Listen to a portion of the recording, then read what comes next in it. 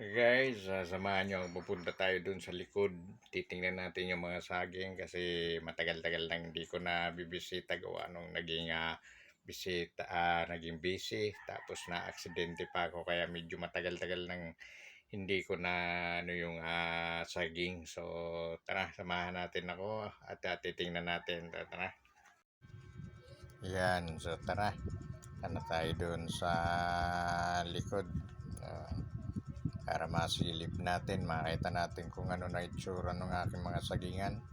Ito nga pala yung mga panambak na inakot nung nakaraang araw ng aking mga pamangkin dahil galing dun sa aking kapatid. So sa akin, tambak na lang dyan sa likod para pagdating ng medyo okay na ang aking kamay ay ikakalat ko na lamang. Kaya sabi ko, sige, tambak nyo lang dyan kasi medyo malalim ng lugar na to. Kaya pag medyo maulan ay so ayan na. So ayan tayo sa likod. So napakakapal na ng dahon. Ayan, may bunga. Napakakapal na ng dahon ng aking mga sagingan. Napakarami ng mga tuyong dahon. So napaka na rin pati at medyo madilim na dahil nga sa kapal na ng mga dahon dahil di natin nalilinisan. So ayan, mga tambak na yan, okay na yan. Kaya yung nandito sa bunga, dito ko yan ilalagay banda. Sa yan, medyo malalim kasi yan. So diyan ko ikakalat yung naroon na panambak sa bungad.